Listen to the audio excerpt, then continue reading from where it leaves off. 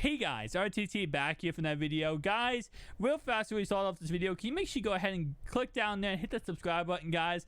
Going for 1,000 subscribers on this channel, and we are not there yet, but we are getting there.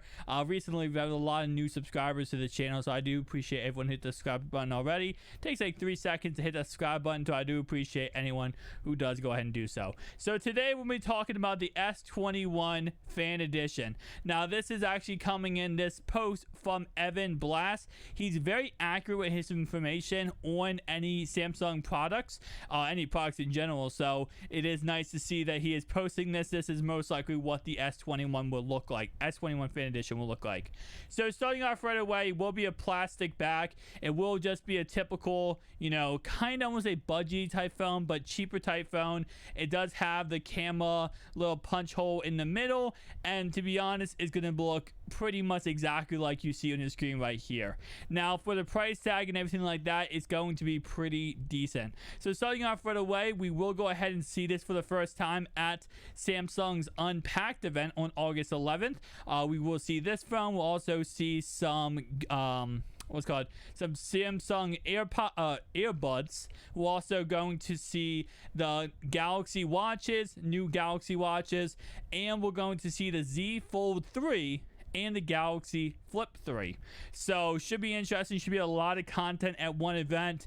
Right after that, probably in the next 2 weeks, these should go ahead and be able to be bought. So I'm going to guess around August 20th, maybe 27th, we could see the Galaxy Fan Edition actually be available for people to buy. Now, starting off right away, for the cameras on this phone, it's going to be exactly the same as the S20 Fan Edition. So the cameras aren't going to really get too much of an increase or bump up.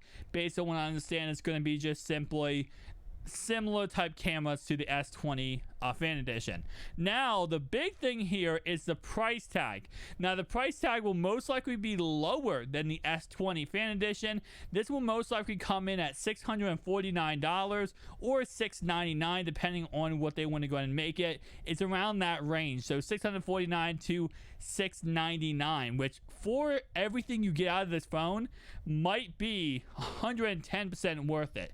You do get a 4,500 milliamp hour battery for this device, so great battery, gonna have great cameras, honestly very durable. It will be IP rating, very good IP rating, so that's another really good thing about this phone. Very excited about this phone.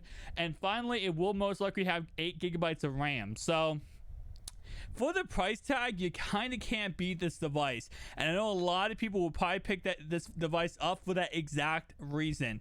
Just because, again, for the price tag, you're getting so much for your dollar. When you compare this to some other phones around this price tag, you can compare this to the Surface Duo, which of course is going to go ahead and come in for exactly the same amount of money now. In the past, it wasn't.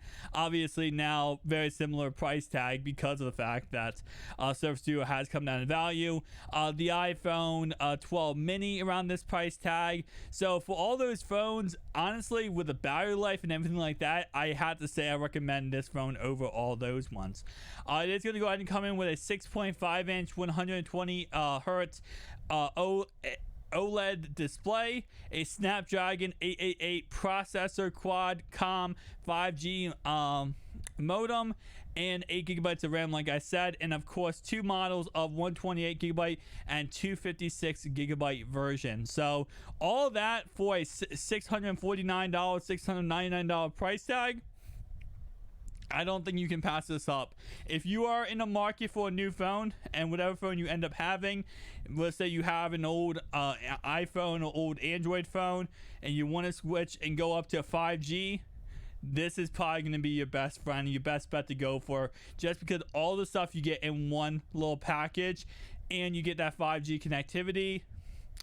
I couldn't see why someone would pass up this phone. But I will say, if you are looking to stay with iPhones, then yeah, you're probably going to want to wait for the iPhone, which at this moment we are finding out is the 12S, not the 13.